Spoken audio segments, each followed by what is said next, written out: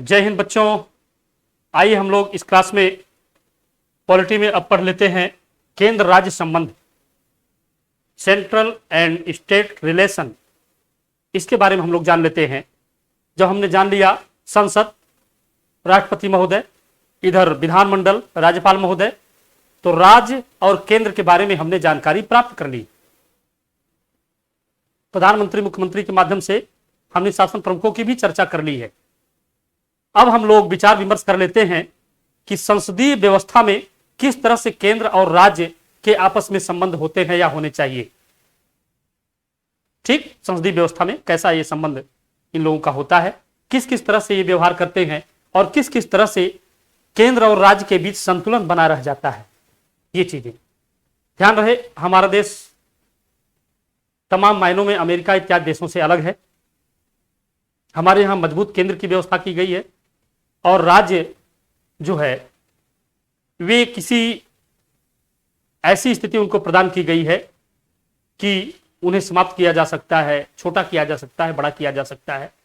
अर्थात यहां पर विनाशी राज्यों का अविनाशी संघ बनाया गया है। हमारे देश में संघ अविनाशी है, राज्यों का विनाश हो सकता है, उनको तोड़ा मरोड़ा जा सकता है।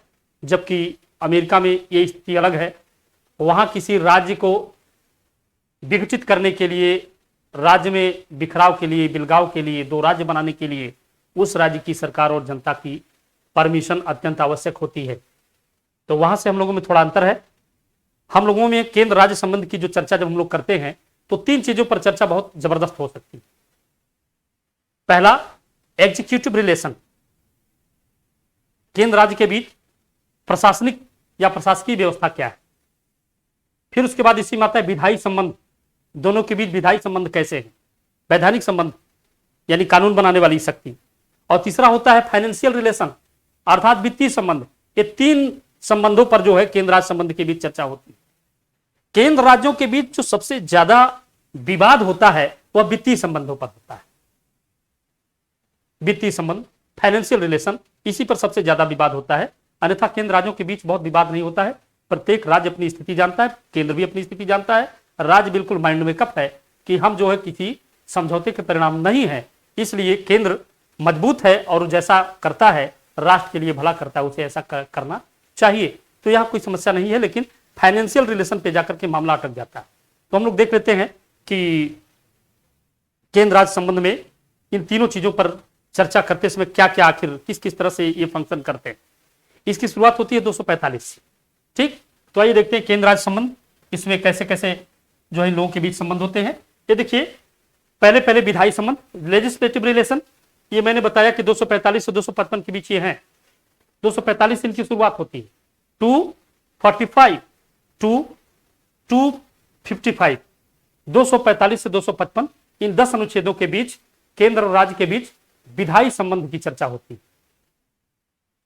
लेजिस्लेटिव पावर, किस किस तरह से लोगों के बीच जो है वो पावर, उसमें से खास खास चीजें हम आपको बता दे रहे हैं जो आपकी परीक्षा की दृष्टि से उपयोगी है और जो बहुत ज्यादा गूढ़ नहीं है और आपके काम के लिए बहुत आवश्यक है। ये चीजें देखिए, सबसे पहले अनुच्छेद 248, 245, 46, 47 छोड़िए, ये 245 में कहता है कि इनके संबंध के बीच कैसे प्रशासनिक व्यवस्था बनाई जाए, इसमें एक संतुलन कायम रहना चाहिए। फिर 46 जो है उनके प्रशासनिक अधिकारियों की चर्चा करता है। फिर 47 इस तरह से, वो जो आपके परीक्षा को उपयोगी दृष्टि से भी बहुत बढ़िया नहीं है, जो उपयोगी है वो ये है 248। अनुच्छेद 248 कहता है कि अवशिष्ट शक्तियों पर कानून केंद्र बनाएगा। ठीक, अमेरिका वगैरह में क्या है, इस तरह नहीं, अवशिष्ट शक्तियों पर कानून राज्य बनाते हैं, लेकिन यहां जो है अवशिष्ट शक्तियों पर कानून हमारा केंद्र बनाता है। देखिए, मैंने 7वीं अनुसूची जब आपको पढ़ाई होगी तो बताई होगी केंद्र सूची, राज्य सूची और समवर्ती सूची। इसके बाद आती है अवशिष्ट शक्ति। केंद्र सूची पे केंद्र अपना कानून बनाता है, राज्य सूची पे राज्य कानून बनाता है और समवर्ती सूची पे केंद्र राज्य दोनों मिलकर कानून बनाते हैं। लेकिन यदि केंद्र के कानून उससे राज्य से टकराते तो केंद्र के कानून को मान्यता दी जाती है। इसके बाद आती है अवशिष्ट शक्तियां, बची कुछ जो शक्तियां होती हैं। अनुच्छेद 248 कहता है कि अवशिष्ट शक्तियों पर कानून बनाने का अधिकार केंद्र को, अवशिष्ट शक्तियों पर कानून बनाने का अधिकार केंद्र को है। ये कहां से गड़बड़ हो रहा है,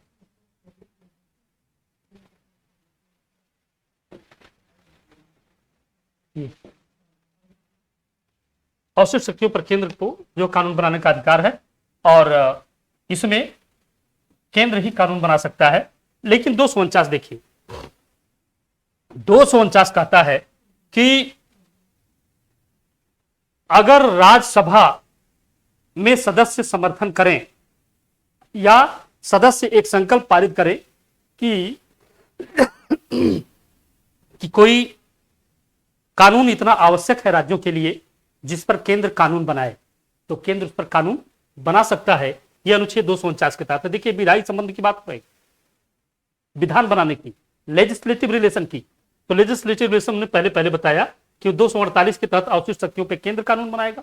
ये बाकायदा संविधान में उल्लिखित है केंद्र राज्य संबंध में। और 249 पे कह रहा है कि राज्यसभा का अनुसमर्थन, अर्थात राज्यसभा अगर यह साबित करे कि कोई कानून बहुत ही आवश्यक है किसी राज्य के लिए या वह राष्ट्रीय हितों का है, तो राज्य के विषयों पर केंद्र कानून बना सकता है 1 वर्ष के लिए। कितने? साल भर के लिए।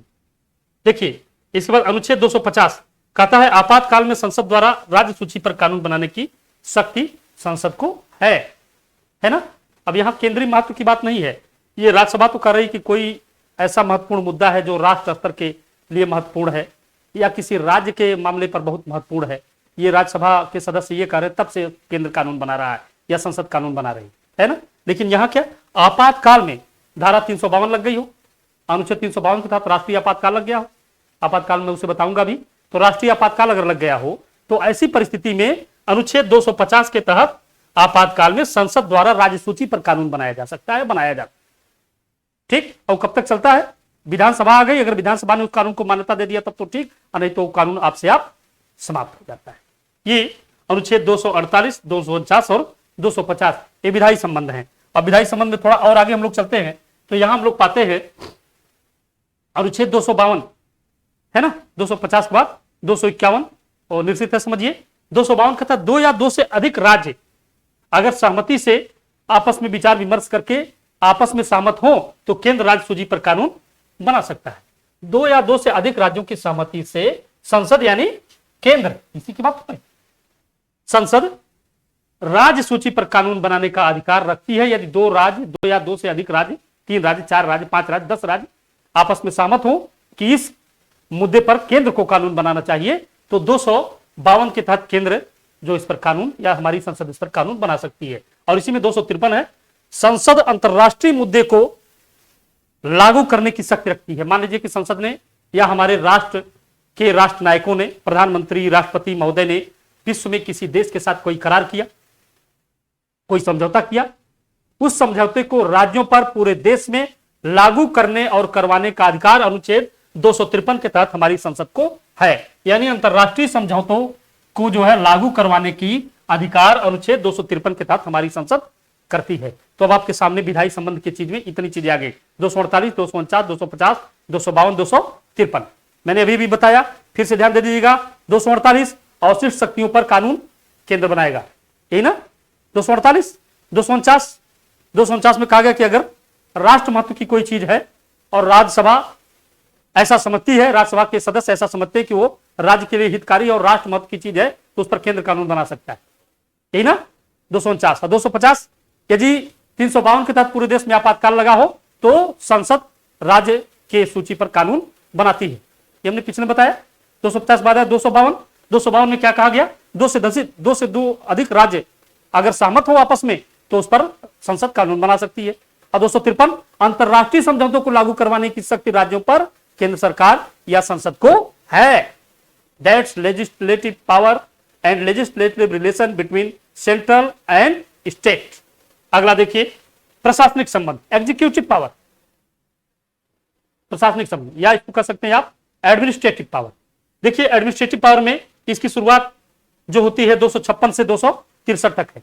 245 से 263 तक जो है वो जो है विधायी संबंध की बात है, और 256 से 263 अभी उसमें ध्यान दीजिएगा। 245 से 255 विधायी संबंध, 255 से 263 प्रशासनिक संबंध। तो 255 छोड़ दिया जाए, 255 की बात जब आती है तो इसको ध्यान दीजिएगा। 255 या 355 ये जो है सैन्य बलों की तैनाती की बात करते हैं, सैन्य बलों के तैनाती के बाद कभी कभी आया है एक क्वेश्चन कि 355 राष्ट्र का यह कर्तव्य होगा, हमारे देश की सरकार, राष्ट्रीय सरकार का यह कर्तव्य होगा कि वह प्रत्येक राज्य की सुरक्षा करे, विश्व से, विदेशी ताकतों से और अन्य चीजों से, है ना, सुरक्षा करे और वहां अपनी सेना रख सके। ये जो है राज्य की इच्छा के विरुद्ध अगर केंद्र चाहता है तो वहां अपनी सेना रख सकता है, क्योंकि सेना राष्ट्रीय होती है, किस राज्य की सेना नहीं होती है। तो ठीक है, यहां आप देखते हैं प्रशासनिक संबंध 256 से 263 और 256 में कहा गया है कि राज्य की कार्यपालिका शक्ति का प्रयोग इस प्रकार किया जाए। ठीक, 256 राज्य की कार्यपालिका शक्ति का प्रयोग इस प्रकार किया जाए कि वह केंद्र की कार्यपालिका शक्ति से टकराए न, ऐसा करना चाहिए। राज्य की कार्यपालिका शक्ति का प्रयोग इस प्रकार किया जाए कि संसद विधि के अनुपालन को सुनिश्चित करे। थोड़ा एक क्लिष्ट हो गया, संसद विधि के अनुपालन को सुनिश्चित करे, इसका मतलब यह हुआ कि संसद द्वारा बनाए गए विधि का अनुपालन सुनिश्चित हो। आप अपनी कार्यपालिका शक्ति का इस प्रकार प्रयोग करेंगे, ये नहीं कि संसद कुछ कानून और बना रही है, आप कुछ और ही कानून बना रहे हैं, तो फिर प्रेसिडेंट रूल जो है लागू हो जाएगा। जी हाँ, ऐसा होता है। ये होता है कि यदि आप केंद्र के निर्देशों का पालन करने में अक्षम है तो वहां राष्ट्रपति शासन लग सकता है। तो वहां देखिए 256 के तहत यही कहा गया, राज्य की कार्यपालिका शक्ति का प्रयोग विधानसभा या राज्य की सरकार इस प्रकार करे कि वह केंद्र की कार्यपालिका शक्ति से न टकराए या केंद्र के विधान का पालन सुनिश्चित किया जा सके, ऐसा। और इसी तरह से 257 इसमें कहा गया कि राज्य की कार्यपालिका शक्ति संघ की कार्यपालिका शक्ति के प्रयोग में आड़े न आए, इस हेतु संघ द्वारा राज्य को निर्देश देना पड़ता है। ठीक, दोनों चीजें जानिएगा। 256 राज्य कार्यपालिका शक्ति इस प्रकार प्रयोग की जाए कि संसद की विधि सुनिश्चित हो सके, संसद जो कानून बनाए वो सुनिश्चित किया जाए। और 257 कहता है राज्य कार्यपालिका शक्ति केंद्र की कार्यपालिका शक्ति के प्रयोग में आड़े न आए, है ना, इस हेतु संघ द्वारा संसद इसे निर्देश पालन में असफलता पर 356 का प्रयोग हो सकता है। मैंने अभी थोड़ी देर पहले इसे बताया। ठीक है, केंद्र हमेशा अपनी कार्यपालिका शक्ति का जब प्रयोग करता है तो राज्य को भी कार्यपालिका शक्ति का प्रयोग लगभग उसी तरह से करना चाहिए। ऐसा न हो कि आपका कार्यपालिका शक्ति केंद्र के कार्यपालिका शक्ति से टकराती हो और केंद्र निर्देश देता हो कि ऐसा न किया जाए, फिर भी अगर आप उसे अनुपालन नहीं कर पाते तो धारा 356 राज्यपाल कह सकता है कि यहां विधान के अनुसार राज्य नहीं चलाया जा रहा है, वहां राष्ट्रपति शासन लगा दिया जाए। 256 आपने देखा। आगे अभी थोड़ी देर पहले हमने बताया 355 है कि राज्यों की इच्छा के विरुद्ध केंद्र द्वारा सैन्य बलों की तैनाती। इस 355 में यह भी कहा गया है कि राष्ट्र यानी केंद्र की सरकार राज्यों की सुरक्षा करेगी, साथ ही उनके जो सैनिक हैं वह पूरे देश में कहीं भी रखे जा सकते हैं, यदि वो राज्य चाहे या वो राज्य ना चाहे। यदि कोई राज्य नहीं चाहता कि हमारे देश में सेना रहे तो भी वह मजबूर है या मानने के लिए। क्यों नहीं रहेगी, सेना पूरे देश की है और उसमें आप भी हैं। ये नहीं कह सकते कि आप हमारे यहाँ सेना न रखिए, क्योंकि आप देश के एक अंग है। इसलिए अगर आप ये कहते हैं तो राष्ट्रपति शासन सुनिश्चित होता है। इसका मतलब आप देश से गद्दारी कर रहे हैं, यानी देश से अलग होने की सोच रहे हैं, यानी देश के साथ आप कहीं ना कहीं मतभिन्नता रखते हैं, इसलिए वहां भी राष्ट्रपति शासन लग जाएगा अगर आप ऐसा कुछ करते हैं। इसलिए 355 के तहत राज्यों की इच्छा के विरुद्ध केंद्र को यह अधिकार है कि वह वहां सैन्य बल तैनाती कर सकता है राष्ट्रहित को ध्यान में रख करके। और 355 में यह भी कहा गया है कि राष्ट्र सभी राज्यों की सुरक्षा करे। ठीक, ये देखिए 355 तो ये रहा। ये तो मान लीजिए कि एक नई चीज आ गई। तो यहां देखिए अनुच्छेद 262 ये कहता है नदी जल विवाद का निपटारा। कावेरी जल विवाद कर्नाटक, केरल, तमिलनाडु, पांडिचेरी के बीच में था। ध्यान दीजिएगा, इसको एक क्वेश्चन बन सकता है। कावेरी जल विवाद किसके किसके बीच था? कावेरी जल विवाद कर्नाटक, केरल, तमिलनाडु और पांडिचेरी के बीच का मुद्दा था, है ना। 1990 में मामला काफी तूल पकड़ लिया था। इसमें कहा जाता है कि नदी जल विवाद का निपटारा किया जाए भी केंद्र का अधिकार है कि वह यदि कई राज्यों के बीच नदी जल विवाद जैसी बातें आती हैं तो उनका वो निपटारा करे, उनमें चौधराहट करे और उस निपटारे में जो है अपनी भूमिका निभाए। नदी जल विवाद 262 के तहत जो है ऐसा वो कर सकता है। अनुच्छेद 263 देख लीजिए, ये अंतर्राज्यीय परिषद की बात करता है ना। केंद्र को यह भी अधिकार है कि वह राज्यों में सामंजस्य स्थापित करने के लिए अंतर्राज्यीय परिषद की स्थापना कर सकता है। 263 इस चीज को लाया गया किसके? सरकारिया आयोग। कि सरकारिया आयोग के द्वारा उनकी सिफारिश को 1990 में मान लिया गया। जीएस सिंह सरकारिया के आयोग को मान करके और 1990 में अंतर्राज्यीय परिषद की बात की गई और इसका सहारा लिया गया किस अनुच्छेद का? 263 का। 263 में ये संसद को अधिकार दिया गया, केंद्र सरकार को अधिकार दिया गया है कि वह राज्यों के बीच सामंजस्य स्थापित करने के लिए, उनमें मधुर संबंध बनाए रखने के लिए, उनमें एक दूसरे के सहयोग के लिए अगर वो चाहे तो अंतर्राज्यीय परिषद की स्थापना कर सकते हैं। अनुच्छेद 263 ये सरकारिया आयोग की सिफारिश मानने के बाद सरकार ने अंतर्राज्यीय परिषद की स्थापना किया भी 1990 में। ये देखिए, अब इसमें थोड़ा अंतर्राज्यीय परिषद हालांकि है तो इतना ही, लेकिन जान लिया जाए कि आखिर अंतर्राज्यीय परिषद की स्थापना होती कैसे है, कौन करता है, कैसे इसके सदस्य होते हैं। ये जान लीजिए, अंतर्राज्यीय परिषद की स्थापना केंद्र सरकार करती है और प्रधानमंत्री जी इसके पदेन सदस्य होते हैं। जैसे पहले योजना आयोग थी ना, योजना आयोग के प्रधानमंत्री पदेन सदस्य होते हैं, पद के नाते सदस्य और अध्यक्ष, सॉरी सदस्य नहीं अध्यक्ष। उसी तरह से अंतर्राज्यीय परिषद के भी प्रधानमंत्री जी यानी पीएम पदेन सदस्य होते हैं तथा सीएम और राज्य के 6 मंत्री इसके सदस्य होते हैं। ये संघ राज्यों के लिए मुख्यमंत्री या उपराज्यपाल, बात संघ राज्य की जैसे दिल्ली पांडिचेरी वगैरह है ना, और वहां विधानसभाएं दे दी गई हो तो वहां मुख्यमंत्री, और अगर विधानसभाएं ना हो तो कहां क्या होते हैं, वहां उपराज्यपाल होते हैं या प्रशासक होते हैं या हाई कमिश्नर होते हैं चंडीगढ़ वगैरह में। तो ऐसी परिस्थितियों में जो है अंतर्राज्यीय परिषद अगर बनती है तो प्रधानमंत्री जी उसके पदेन अध्यक्ष होते हैं और प्रत्येक राज्य के मुख्यमंत्री और उन राज्यों के 6 मंत्री इसके सदस्य होते हैं। अगर संघ शासित प्रदेशों की बात आ जाए तो वहां के उपराज्यपाल, प्रशासक या हाई कमिश्नर या वहां के मुख्यमंत्री जी इसके सदस्य होते हैं। यह है केंद्र राज्य के बीच जो है विधायी संबंध की बात, प्रशासनिक संबंध की बात, सॉरी विधायी संबंध में तो एक दूसरे के लिए कानून बनाया जा रहा था, है ना। जी हाँ, 248 से शुरू हुआ था।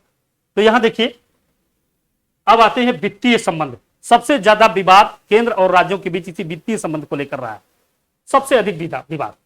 देखिए, दोनों लोगों के बीच की बात जहां तक आती है तो अनुच्छेद 265 कहता है प्रतिनिधित्व के बिना कोई कर नहीं, अर्थात विधि के प्राधिकार के बिना करों का अधिरोपण किया जाना, है ना। प्रतिनिधित्व के बिना कर नहीं, no taxation without any representation. ये मामला पहले सबसे पहले इंग्लैंड में आया और 265 भी इसी को कहता है कि भाई प्रतिनिधित्व देंगे तभी तो हम कर देंगे, है ना। तो अनुच्छेद 265 का प्रतिनिधित्व के बिना कोई कर नहीं, अर्थात विधि के प्राधिकार के बिना करों का अधिरोपण न किया जाना, बिना विधि के प्राधिकार के कर नहीं लगा सकते। ये देखिए वित्तीय संबंधों की बात, ठीक समझ में आ गया होगा। ये 265 विधि के प्राधिकार के बिना कर नहीं लगाया जा सकता, यानी यदि कहीं कर लगाएंगे तो उसके लिए हमें एक कानून बनाना होगा, कानून से जनता को संतुष्ट करना होगा और जनता को कर लगाने के पहले उसको प्रतिनिधित्व देना होगा। ये 265 कहता है, ठीक।